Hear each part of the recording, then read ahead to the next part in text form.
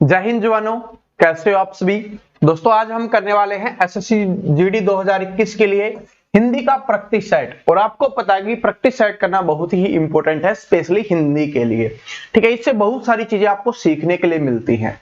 और जो आपका टारगेट होगा ना कि 25 में से 25 स्कोर करने का, वो हिंदी में तभी पूरा हो सकता है जब आप इसकी ज्यादा से ज्यादा प्रैक्टिस करोगे। क्योंकि बहुत सारे ऐसे क्वेश्चंस होते हैं जो आपको प्रैक्टिस से सेम क्वेश्चंस आपको पेपर में देखने के लिए मिलने वाले हैं। तो आपको देखिए, हिंदी है उसमें बोला जाता है कि एक बिंदी की गलती होती है ना, वो भी आपको एक अलग रास्ता दिखा देती है, अपने क्वेश्चंस को गलत कर देती है। तो आज का प्रैक्टिस सेट है वो बहुत ही शानदार और एक अलग तरीके का होने वाला है कि जिस तरीके से पेपर डिजाइन किया जाता है ना, उस तरीके का होने वाला है। बहुत सारी नई नई चीजें आपको सीखने के लिए मिलने वाली है। तो आज के टेस्ट को आप सभी को ध्यान से जरूर देना है और सभी क्वेश्चंस का आंसर आपको स्वयं करने की कोशिश करनी है। इतना ज्यादा नहीं है, आपको पता है कि हिंदी है वो आपके लिए नॉर्मल पूछ जाती है, बहुत ज्यादा हार्ड नहीं आती, बहुत ज्यादा टॉपिक्स आपसे नहीं पूछ जाते। लेकिन जितने टॉपिक्स आपसे पूछे जाते हैं वो बहुत ही आसान बोल सकते हो, या हमारी जो लाइफ है उससे रिलेटेड है, तो उसके आंसर आपको देने की कोशिश करनी है। तो चलिए शुरुआत करते हैं। मोटिवेशन इससे बड़ा आज कुछ हो नहीं सकता कि प्रैक्टिस सेट आप लेके आ चुके हैं, आप सभी के लिए जानदार होने वाला है। तो पहला क्वेश्चन देखिए क्या है, इसमें आपको बताना है। देखिए क्या लिखा हुआ है कि एक शब्द की वर्तनी ठीक प्रकार से दी गई है। ठीक है, हर समूह दिया गया है, उसमें से एक की ठीक दी गई है। तो वही हमें बतानी है कि ठीक कौन सी है। मैं जूम कर देता हूं ताकि आपको अच्छे से दिख जाए। ठीक है, तो पहला देखिए क्या है, पहला क्वेश्चन सी क्या है आपका, इसमें हमें बताना है कवित्री कौन सा है। अब ये क्वेश्चन ऐसा है जो बार बार रिपीट हुआ है। आप कोई स्टूडेंट इसके लिए ये नहीं बोल सकता कि क्वेश्चन मैंने देखा नहीं है। अगर आपने कोई भी एग्जाम देखा होगा जिसमें हिंदी पूछी गई हो, ठीक है, तो उसके किसी ना किसी शिफ्ट में ये क्वेश्चन आपको जरूर देखने के लिए मिलेगा। तो इसमें हमें बताना है कवित्री किस तरीके से लिखा जाएगा। तो इसका आंसर हो जाएगा, ये बार बार रिपीट होता है, ऑप्शन नंबर ए। क्योंकि आपको पता है कि सही वर्तनी में कुछ ऐसा बताने वाला नहीं है, लेकिन ये क्वेश्चन सेम रिपीट होते हैं। इसको अपने नोटबुक में नोट कर लेना, ताकि आपको बस रिपीट करना है। जब आप पेपर देने जाओ तो लास्ट में एक पेपर देख लेना है कि हाँ हो गया। ठीक है, इस तरीके की चीज है। आगे देखिए अगला है आपका, इसमें आपको बताना है उपयुक्त किस कौन सा सही लिखा हुआ है। तो ये चीज तो हम बचपन से पढ़ते हुए हमारे सामने आती रही है। ठीक है, कवित्री भी सामने आती रही थी, उसी तरीके से उपयुक्त। ठीक है, उपयुक्त हम यूज करते हुए आ रहे हैं, हिंदी में काफी बार यूज हुआ है। तो ये आपका सही वर्तनी हो जाएगी। इसमें छोटी छोटी चीजें देखनी होती है। देखिए क्या है, उपयुक्त नहीं होगा, उपयुक्त नहीं होगा, उपरोक्त, उपरोक्त ये भी नहीं होगा, उपयुक्त होता है। क्या होता है, उपयुक्त होता है। तो इसलिए ये आंसर हो जाएगा। आगे देखिए 78 में हमें देखना है कि इसमें एक व्यवहार से संबंधित है, तो इसमें बताना है। देखिए इसमें सबसे बड़ी चीज क्या है कि इसमें बड़ी री नहीं आएगी, बड़ी ई की मात्रा नहीं आएगी। तो इसका मतलब है इसमें बड़ी री है, बाकी कुछ चेक नहीं करना। इसमें बड़ी री है तो ये भी चेक नहीं करना। अब इसमें दोनों में री है, बाकी सभी में सेम था, कुछ ज्यादा वो नहीं था, तो यही था आपका। अब इसमें देखिए का है, तो व्यवहारिक का नहीं होता, व्यवहारिक होता है। क्या होता है, व्यवहारिक। मतलब जिसको बोला जाता है ना कि ये हमारे व्यवहार के अनुसार है, तो उसको बोला जाता है व्यवहारिक। समझ में आ गया।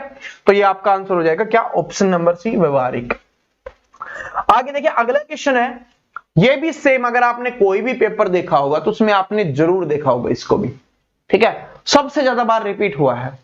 तो ये क्या, उज्ज्वल किस तरीके से लिखा जाता है ये आपको पता है।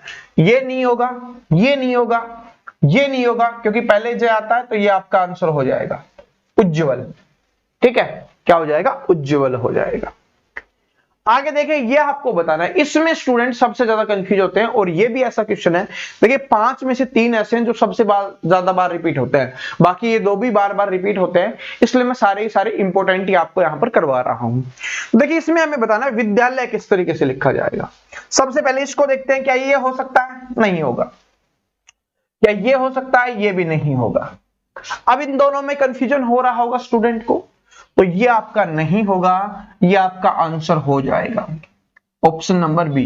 इस तरीके से लिखा जाता है आपका विद्यालय। में लिख के भी दिखा देता हूं आपको, विद्यालय। ठीक है, विद्यालय। लेकिन आप कुछ स्टूडेंट ने इस तरीके का देखा होगा, तो वो इस तरीके से नहीं होगा। उसमें कौन सा आता है, ये वाला आएगा। अगर ऐसे लिखा हुआ है तब ये आपका ये भी सही हो जाएगा। इन दोनों का मतलब एक ही है। ठीक है, ये और ऐसे लिख दो, ऐसे लिख दो, एक बात है। ये आपका अलग हो जाएगा, विद्यालय। ठीक है, लेकिन हमें विद्यालय चाहिए जहां पर हमें विद्या प्राप्त होती है। ठीक है, समझ गए, स्कूल अपना। आगे देखिए क्या है इसमें, बताना है क्या कि पुल्लिंग स्त्रीलिंग के युगम में से कौन सा युगम सही नहीं है, यानी जोड़ा कौन सा सही नहीं है। तो पहले देखिए बालक बालिका, मतलब लड़का लड़की, बालक बालिका बिल्कुल सही है।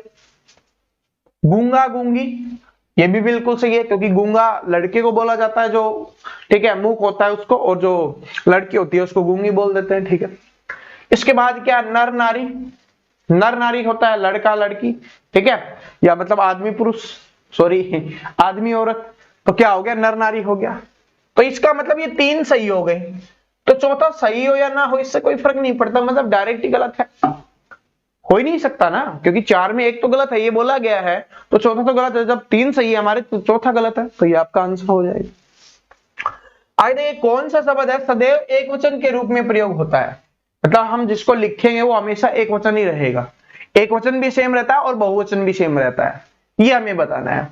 तो पहला ऑप्शन देखिए धन, क्या बोला जाता है, धन को हमेशा धन बोलते हैं, जैसे और चीज होती है ना, धन धनो धनो नहीं बोलते ना, ठीक है, तो या धनिया ये नहीं बोलते, तो धन का मतलब होता है धनी, ठीक है, बोलते हैं ना उसके पास बहुत सारा धन है, उसके पास बहुत कम धन है, उसके पास थोड़ा सा धन है, ठीक है, लेकिन धन में कोई बदलाव नहीं होता, तो ये आपका आंसर हो जाएगा इसका। तो ये तो सही है बिल्कुल, ऑप्शन और भी चेक करते हैं क्योंकि ऑप्शन इस तरीके के आपके।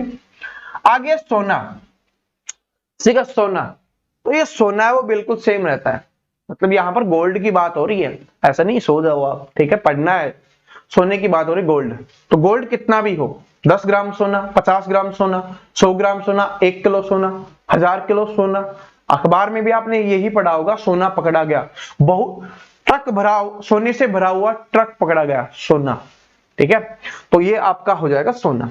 अब देखिए यहां पर क्या है, यहां पर क्या है, अब यहां पर आपको आ रहा होगा, यहां पर इस सोने का मतलब क्या है, एक होता है सोना की, हाँ नींद में सो गए, तो इसमें से आपको बताना है कि कौन सा है, ठीक है, कौन से वाला सोना है ये आपको बताना है, लेकिन ये दोनों क्या है, सेम है, तो ए और बी दोनों हो जाएंगे। सोना 2 तरीके का होता है, एक होता है गोल्ड, ठीक है, गोल्ड वाला सोना, एक होता है आप जिसको स्लीपिंग बोलते हो, स्लीप मतलब सोना, ठीक है, इनमें से कौन से वाला सोना है ये आप बताना, मैंने दोनों एक्सप्लेन कर दिया आपको, ठीक है, वैसे सोना नहीं है आपको पढ़ना है, ये बात भी मैंने बोल दिया, लेकिन ये बताना है कौन सा सोना है, लेकिन है ये एक वचन, इसमें चेंज नहीं होगा, ठीक है, कि वो 1 घंटे सो रहा है, 4 घंटे सो रहा है, 10 घंटे सो रहा है, ठीक है, तो ये आपको बताना है।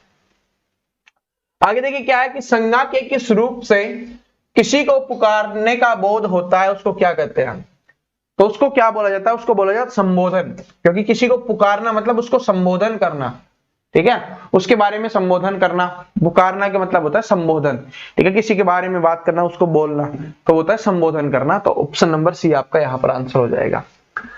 संधि कितने प्रकार की होती है, तो संधि है वो आपकी 3 प्रकार की होती है, स्वर्ग संधि, विसर्ग संधि, व्यंजन संधि, ठीक है, तो ये आपकी हो जाएगी कितनी, 3 प्रकार की। आगे देखिए क्या है, अशुद्ध वर्तनी का विकल्प कौन सा है, अशुद्ध वर्तनी हमें बतानी है इसमें, तो अशुद्ध कौन सा हो जाएगा ये आपको बताना है, सेम क्वेश्चन हमने अभी किया था, ये आपको बताना है, ठीक है, इसका आंसर आपका कमेंट सेक्शन में आ जाना चाहिए, क्योंकि मैं बता चुका हूं इसमें गलत कौन सा है, ये आपको पता होना चाहिए, ठीक है, ये आपको पता होना चाहिए, क्योंकि ये मैं बता चुका हूं, सिर्फ जो मैंने बताया ना वही गलत है इसमें, तो आंसर आपका कमेंट सेक्शन में आ जाना चाहिए कि 85 का ये आंसर है, ठीक है, 85 लिख के कमेंट करना ताकि मुझे पता चले कि आपने किसका आंसर किया है।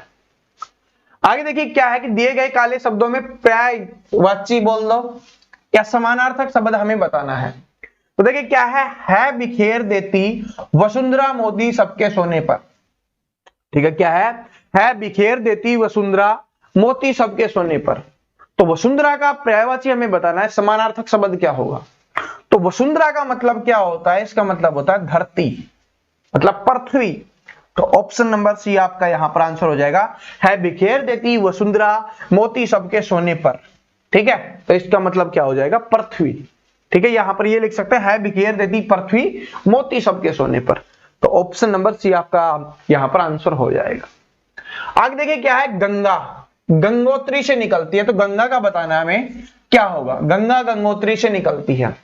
तो गंगा का दूसरा नाम क्या है वही हमें बताना है। तो गंगा को क्या बोलते हैं? भागीरथी बोलते हैं। क्यों बोलते हैं ये आप सभी को पता होगा, ठीक है। भागीरथ जी की वजह से बोलते हैं इसको भागीरथी। तो ऑप्शन नंबर सी आपका आंसर हो जाएगा कि गंगा गंगोत्री से निकलती है, तो भागीरथी गंगोत्री से निकलती है, ये भी आप बोल सकते हो। आगे देखिए क्या है, किसान धरती का मातृवत सम्मान करता है।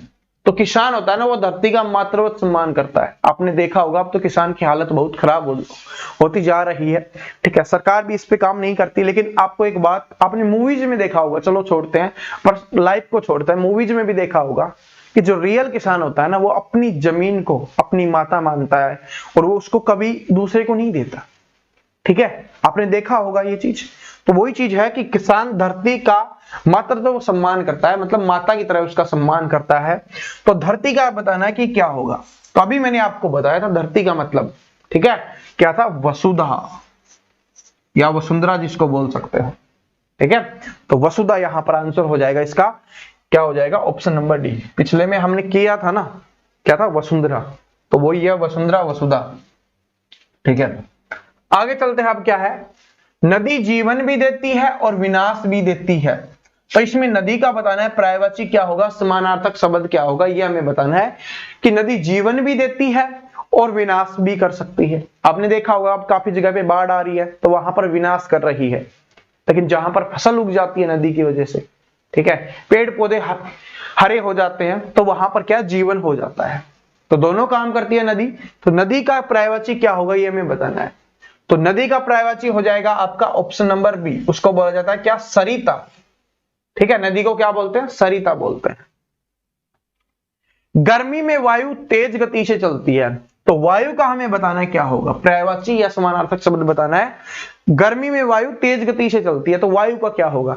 अब कुछ स्टूडेंट के दिमाग में आएगा आंधी, नहीं होगा, क्योंकि आंधी वायु का रूप नहीं है, ठीक है, एक रूप है, लेकिन वायु का जिस तरीके से हमें समानार्थी शब्द बताना है तो वो हमें बताना है। जैसे घर का क्या होगा? कमरा नहीं होगा ना, क्योंकि कमरा उसका एक पार्ट है। तो उस तरीके से आंधी है वो वायु का एक पार्ट है। चक्रवात नहीं होगा, ये भी आप काफी बार आया था आपने इसी साल में, ठीक है, पिछले साल में काफी बार आपने देखा था, लेकिन चक्रवात भी नहीं होता, झंझावात भी नहीं होता। तो क्या हो जाएगा इसका मतलब? अनिल। पर्यायवाची शब्द आप पढ़ोगे तो आपके दिमाग में आ गया होगा, क्या होगा? वायु का क्या हो जाएगा आपका? यहां पर हो जाएगा अनिल, ठीक है। वायु हवा, वायु का हवा भी होता है, ठीक है। अब विलोम शब्द हमें बताने हैं। विलोम शब्द, विलोम शब्द, विलोम का मतलब होता है विपरीतार्थक शब्द आपको बताने हैं। तो देखिए क्या है कि सामिस का बताना है। सामिस भोजन की तुलना में कौन सा भोजन स्वास्थ्य के लिए लाभप्रद माना जाता है? तो क्या हो जाएगा? सामिस भोजन की तुलना में निरामिष भोजन, ऑप्शन नंबर ए, ठीक है। उसका हृदय इतना कोमल है कि मित्र तो क्या वह अपने को भी चोट नहीं पहुंचा सकता। तो मित्र का विपरीत क्या होगा? दुश्मन, शत्रु, ठीक है। तो यहां पर क्या हो जाएगा? शत्रु दिया हो तो शत्रु हो जाएगा। क्या है कि मित्र तो क्या वह अपने शत्रु को भी चोट नहीं पहुंचा सकता। अब कुछ स्टूडेंट के शत्रु तो ठीक है, लेकिन कुछ स्टूडेंट के दिमाग में आ रहा होगा विपक्षी का, विपक्षी। तो दोस्तों विपक्षी और शत्रु में बहुत ज्यादा अंतर होता है, ठीक है। विपक्षी और शत्रु में बहुत ज्यादा अंतर होता है। विपक्षी होता है कंपटीटर, जो आपसे कंपीट कर रहा है, आपकी तरह वो भी आगे बढ़ रहा है। और शत्रु वो होता है जो आपसे दुश्मनी करता है, आपको नीचे गिराने की कोशिश करता है, ठीक है। विपक्षी होता है ना, वो कभी भी गिराने की कोशिश नहीं करेगा, वो आपसे आगे जाने की कोशिश करेगा। तो आपको भी ये बात नोट कर लेना, कहीं पे भी आपको आगे जाना है तो किसी को गिराने की कोशिश मत करो, आगे जाने की कोशिश करो, अपने आप को बेहतर बनाने की कोशिश करो, ठीक है। तो विपक्षी और शत्रु में क्या अंतर होता है, समझ में आ गया? तो ऑप्शन नंबर बी हो जाएगा कि वो शत्रु को भी नहीं बोल सकता, इतना कोमल है उसका हृदय, ठीक है। सहयोगी, सहयोगी का मतलब क्या होता है? साथ देना, साथ देने वाला होता है ना, उसको सहयोगी बोलते हैं। जो आपका साथ देता है ना हमेशा, उसको सहयोगी बोला जाता है। जैसे किसी भी आदमी के लिए उसके माता पिता हैं और टीचर्स हैं, वो उसके सबसे बड़े सहयोगी होते हैं। और कुछ केसेस में मित्र भी हो जाते हैं, ठीक है, या रिश्तेदार भी हो जाते हैं। कुछ केसेस की बात कर रहा हूं, 1%, ठीक है। मित्र और जो आपके रिश्तेदार है ना, वो 1% में आते हैं, ठीक है। कभी इसके ऊपर कभी और वीडियो बनाएंगे। क्या है? भारतीय दृष्टि आध्यात्मिक है, जबकि पाश्चात्य दृष्टि का आधार क्या है, ये हमें बताना है। तो जो भारत की दृष्टि है ना, भारत की हमारी सोच है, वो क्या है, आध्यात्मिक है, जो सबसे अच्छी है, मस्त है। ठीक है, अगर रियलिटी में जो भारत की सोच थी ना, जिस तरीके का हमारा भारत है, अभी नहीं पहले था, उस हिसाब से अगर चलता रहा, ठीक है, जो हमारी संस्कृति है उसी तरीके से हम उसको फॉलो करते रहे, तो भारत से महान कोई नहीं हो सकता। भारत के लोग क्या कर रहे हैं, जो पाश्चात्य दृष्टि है ना उसको अपना रहे हैं, और जो विदेशी लोग हैं वो भारत की संस्कृति को अपना रहे हैं, क्योंकि उनको पता है कि भारत की संस्कृति से बेस्ट कुछ भी नहीं है। ठीक है, लेकिन ये हम लोगों को समझ में बहुत बाद में आता है, या कभी कभी तो आता ही नहीं है कुछ लोगों को। ठीक है, ये चीज है। तो क्या हो जाएगा यहां पर, क्या हो जाएगा, जो पाश्चात्य दृष्टि क्या है, वो है भौतिकवादी है। क्या भौतिकवादी मतलब आज के हिसाब से चलती है, आपने देखा होगा। चलो इसके ऊपर छोड़ते हैं, समझ गए होगे आप जो मैं कहना चाहता था। बात है स्वच्छ जल के अभाव में हमें ये जल पीकर ही प्यास बुझानी पड़ी। तो स्वच्छ जल के अभाव में आपने देखा होगा क्या हो रहा है, काफी जगह पे ऐसा हो रहा है, मोस्टली शहरों में ऐसा हो रहा है कि वहां पर स्वच्छ जल नहीं मिल पा रहा, तो उसकी जगह पे लोग क्या कर रहे हैं, दूषित जल पी रहे हैं। दूषित का मतलब होता है, समझ रहे हो, जिससे आपकी बीमारियां होने के बहुत ज्यादा चांसेस होते हैं, जिसमें बहुत ज्यादा गंदगी होती है, कीटाणु होते हैं, उसको दूषित जल बोला जाता है। ऑप्शन भी आप देख सकते हो क्या है, दूषित जल पीकर। अब देखिए क्या है, शीतल का मतलब तो क्या होता है आपको पता है, ठंडा, और उष्ण का मतलब क्या होता है आपको पता है। ठीक है, तो क्या हो जाएगा, दूषित, गंदा जल पी रहे हैं ना। ये है 15 अगस्त 1945 को भारत ने स्वतंत्रता की जंजीरें तोड़कर प्राप्त की थी। तो स्वतंत्रता का हमें बताना है क्या होगा, इसका विलोम शब्द या इसका विपरीतार्थ का हमें बताना है। तो स्वतंत्रता मैं आपको काफी बार बता चुका हूं। ठीक है, जितनी बार भी हमने हिंदी के प्रैक्टिस सेट किया हमेशा मैंने बताया, और ये बार बार रिपीट होता है। तो स्वतंत्रता का मतलब होता है किसी की गुलामी। ठीक है, गुलाम। तो हमने क्या किया था, 15 अगस्त 1947 को भारत ने गुलामी की जंजीरें तोड़कर क्या हुए थे, स्वतंत्र हुए थे, या स्वतंत्रता की जो जंजीरें तोड़कर क्या हुए थे, हम स्वतंत्र हुए थे 15 अगस्त 1947 को। और आपको पता है कि बहुत जल्दी आपके सामने ये डेट आने वाली है। ठीक है, बहुत सारे लोगों को तो ये नहीं पता होता कि 15 अगस्त को स्वतंत्रता दिवस है या गणतंत्र दिवस है। ठीक है, तो अब तो पता चल गया होगा।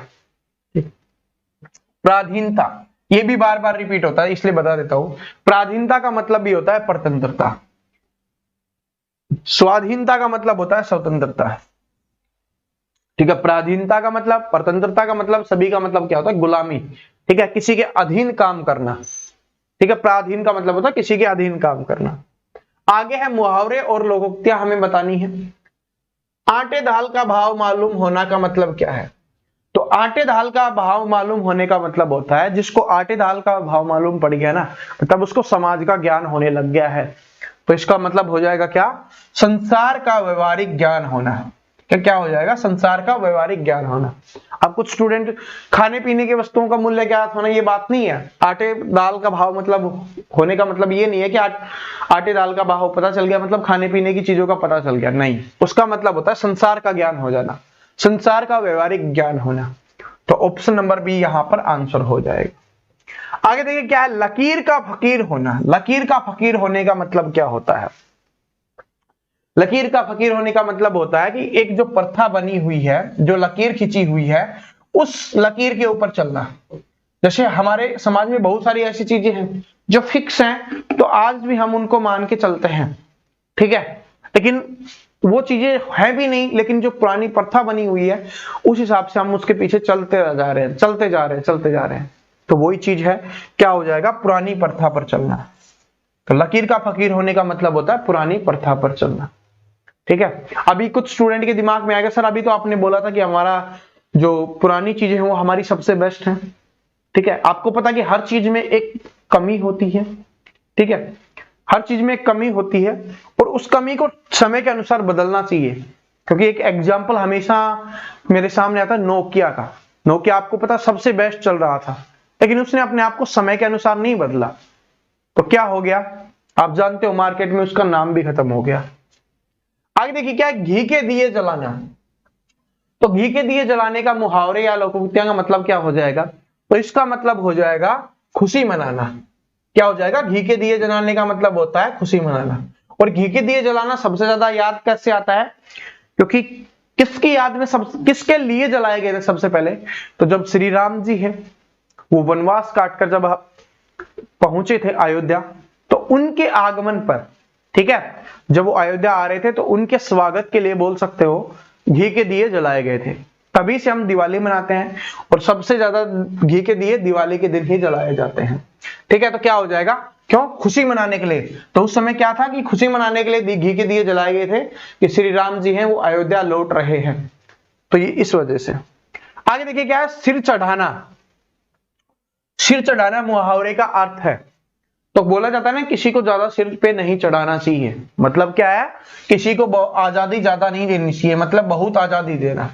सिर चढ़ाने का मतलब होता है बहुत आजादी देना, ठीक है, जो नहीं देनी चाहिए। एक ऐसा कंट्रोल तो होना ही चाहिए अपने आप पे या किसी पे भी, ठीक है। अपने आप को भी इतनी आजादी मत दो कि सब कुछ कर रहे हो, कुछ चीजें आपकी बंदिशें होनी चाहिए, कुछ आपके रूल्स होने चाहिए, ठीक है।